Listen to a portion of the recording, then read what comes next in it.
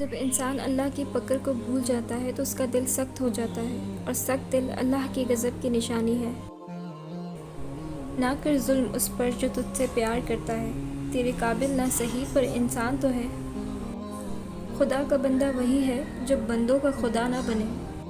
نفرت سے آج تک کوئی کسی کو نہیں بدل سکا، محبت سے قائل کرنا سیکھو۔ ہم کہتے ہیں کہ ہمارے گھر والوں کے دل بڑے سخت ہیں، ایسا نہیں ہے، بلکہ ہمیں محبت کرنا نہیں آتا، ہمیں دلوں میں جگہ بنانے کا انداز نہیں آتا۔ انسان ختم ہو جاتے ہیں مگر محبتیں باقی رہتی ہیں۔ رسول اللہ کی محبت آج بھی لوگوں کے دلوں میں زندہ ہے۔ بچوں کے نمبر آ جانا، آپ کا خوش شکل ہونا، آپ کا چہرہ اچھا ہونا، آپ کی رنگت گوری ہونا، یہ محض عطائے خداوندی ہے۔ اس کو تم اپنی تلوار بنا کر لوگوں کی گردنیں نہ اتارتے رہو۔ اتنی محنت سے کپڑے دھو کر رسی پر سکھانے کے لیے ڈال کر مری ہی تھی کہ ایک دم سے رسی ٹوٹی اور کپڑے نیچے۔ بہت غصہ آیا، لیکن پھر خیال آیا کہ جب ہم اللہ کی رسی کو چھوڑتے ہیں تو ایسے ہی گرتے ہیں اور گندے ہو جاتے ہیں۔ انسان کا دل توڑنے والا شخص کبھی اللہ کو تلاش نہیں کر سکتا۔ ایک ولی سے ابلیس نے کہا، تجھے اللہ پر بہت یقین ہے تو اونچے پہاڑ پر چڑھ کر چھلانگ لگا دے، دیکھتے ہیں کہ تیرا اللہ تجھے بچاتا ہے کہ نہیں۔ ولی نے جواب دیا، یہ اللہ کا کام ہے کہ مجھے آزمائے، میرا کام نہیں ہے کہ میں اپنے سچے رب کو آزماؤں۔ ہماری بری عادتوں میں سے ایک بری عادت ہے کہ اپنے مطلب کی بات دماغ میں بٹھا کر دماغ کو تالا لگا کر چابی نگل لیتے ہیں اور کچھ بھی سمجھنے سے عاری ہو جاتے ہیں، پھر چاہے وہ سمجھنا ہمارے لیے کتنا ہی ضروری کیوں نہ ہو۔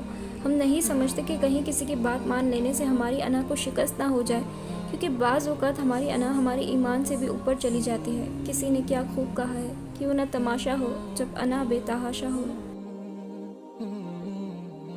دل آزاری کا ایک لمحہ اتنا طاقتور ہو سکتا ہے کہ دلداری کی پوری زندگی کو نیست و نابود کر سکتا ہے۔ ہر شخص کے رویے کی کوئی نہ کوئی وجہ ضرور ہوتی ہے۔ میں نے تمہیں کہا تھا نا کہ جب تک آپ کسی دوسرے کی جگہ پر کھڑے ہو کر نہیں دیکھتے، آپ کی سمجھ میں پوری بات نہیں آ سکتی۔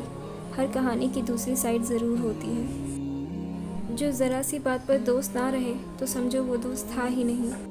خوش خیالی ہے ورنہ لوگوں کا لوگ نیبل بدل نہیں ہوتے، اس لیے پوچھ لی ہے بری آنکھیں کہ مسئلے رونے سے حل نہیں ہوتے۔ جس بستی سے حق والا محروم ہو کر نکلے وہ بستی ویران ہو جاتی ہے۔ مطلب یہ کہ بھولا نہیں ہوں، یہ بھی نہیں کہ یاد آتے ہو۔ پہلے سب سے پہلے تم تھے، اب تم سب کے بعد آتے ہو۔ شیخ عبد القادر جیلانی فرماتے ہیں کہ تو اللہ کی راہ میں مستحق کو بھی دے اور اسے بھی دے جو مستحق نہیں، اللہ تجھے وہ دے گا جس کا تو مستحق ہے اور وہ بھی دے گا جس کا تو مستحق نہیں۔ خون کے رشتے صلح کی بات پرانی باتوں کا ذکر نہیں چھیڑا کرتے، یہ ظاہر کرتے ہیں کہ جیسے کچھ ہوا ہی نہیں۔ یہی چیز خون کو پانی سے گارا بناتی ہے۔ خوبی کہاں ضائع ہوتی ہے؟ مایوسی سے اور غصے سے، ان دو باتوں سے خوبی ضائع ہو جاتی ہے۔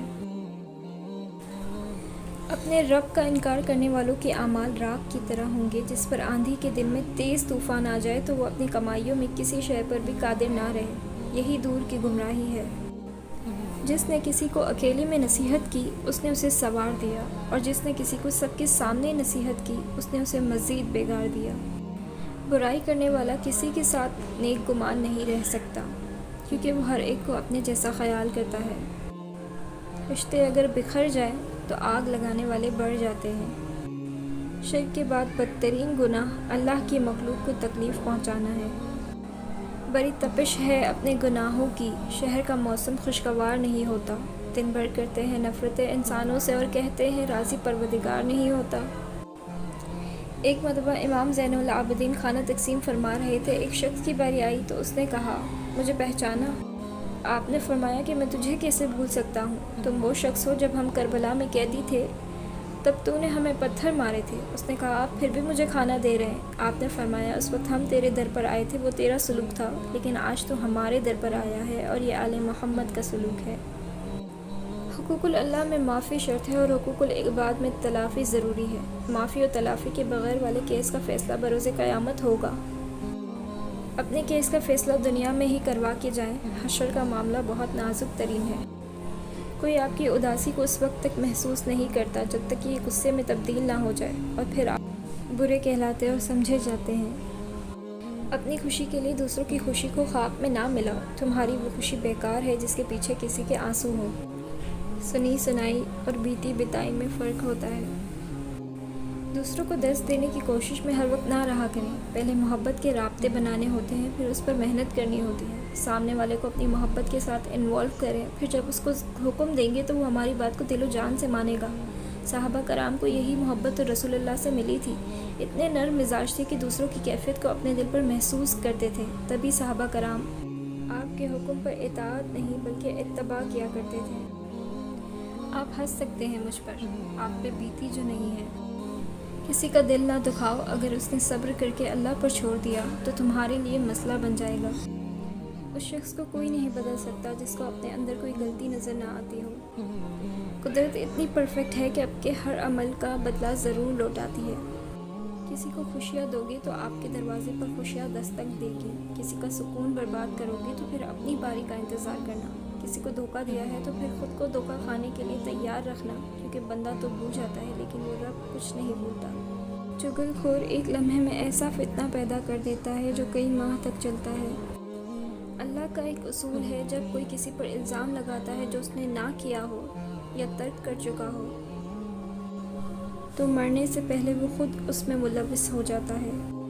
ہم پرسنل اسپیس سے اس لیے بھی واقف نہیں ہوتے کہ ہم مشترکہ خاندانی نظام میں پیدا ہوتے ہیں. وہاں ایک بندے کا مسئلہ سارے خاندان کا مسئلہ ہوتا ہے اور اسے خشوع و خضوع سے مزید بگاڑنا سب کا مشترکہ فرض سمجھا جاتا ہے. اپنے رشتوں کو اتنا تلخ نہ کرو کہ آپس میں رحم ہی ختم ہو جائے. سب کچھ بتانے سے ہی ملتا ہے، نہ بتانے سے کیسے ملے گا. وجود کے مقدر میں مانگنا ہے، ذات کا وصف دینا ہے. کوئی عشق مانگتا ہے اور کوئی دنیا. جو نہیں مانگتا وہ خواہش کا نہ ہونا مانگتا ہے. اگر ہمارے پاس غم اور تکلیف میں اللہ کو پکارنے کا آپشن نہ ہوتا تو یقین کرے ہمارے غم ہمارا سینہ چیر ڈالتے. کوئی اندر سے دلاسا دیتا ہے کہ لا تحزن ان اللہ معنا. یہ بھی خوابوں کی مہربانی ہے کہ جانے والے دکھائی دیتے ہیں. ہر وہ راستہ جو اللہ کی طرف نہیں جاتا پھر وہ کسی طرف نہیں جاتا. وہ آپ کے پیروں کو تھکا دیتا ہے. اس کی بھول بھلائیوں میں گم ہو کے آپ خود کو کھونے لگتے ہیں. جس طرح رات کے بعد دن نے خود بخود آ جانا ہے، اسی طرح آپ کے بے لوث خدمت کے بعد مالک نے آپ کو اپنی رحمت سے ضرور نوازنا ہے. دوسروں کو بے لوث دینا اللہ سے شکر گزاری کی علامت ہے. اللہ نے اپنے تقرب کی جتنی راہیں دکھائی ہیں ان میں سجدے کے علاوہ سب راہیں مخلوق سے محبت کی راہیں ہیں.